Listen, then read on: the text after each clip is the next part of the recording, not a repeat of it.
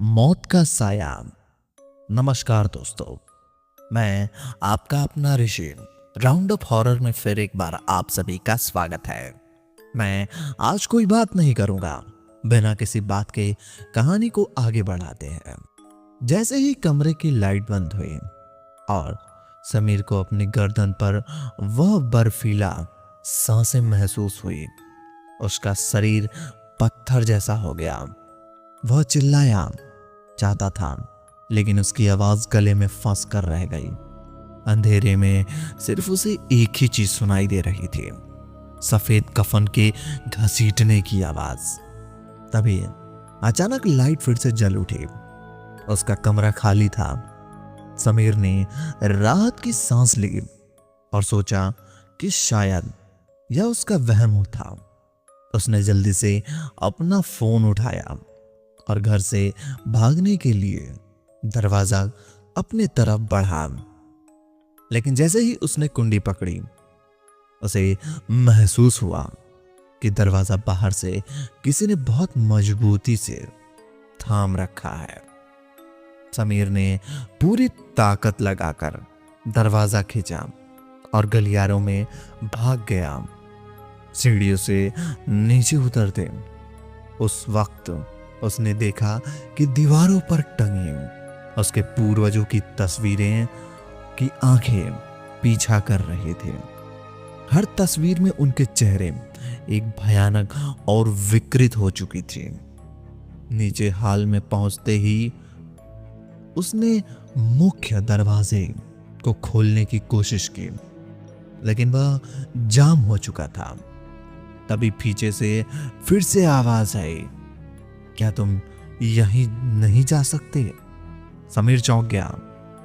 वह साया उसका नाम जानता था, लेकिन साये की आवाज बिल्कुल समीर की अपनी आवाज जैसी थी।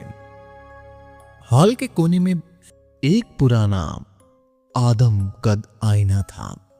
समीर की नजर गलती से उस आईने पर पड़ी।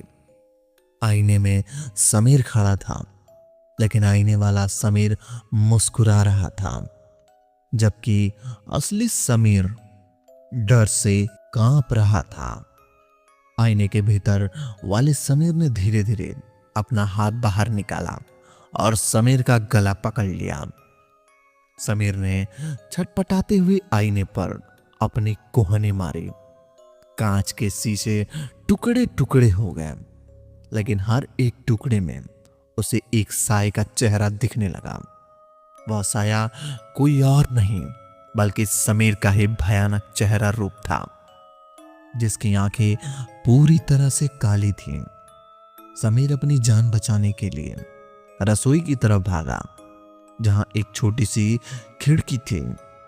उसने खिड़की के शीशे तोड़कर बाहर कूदने की कोशिश की, लेकिन जैसे ही उसने अपना पैर बाहर रखा, उसे महसूस हुआ कि जमीन के नीचे है ही नहीं। वह घर पहाड़ी पर नहीं, बल्कि एक अंतहीन गहरी खाई के ऊपर तैर रहा था।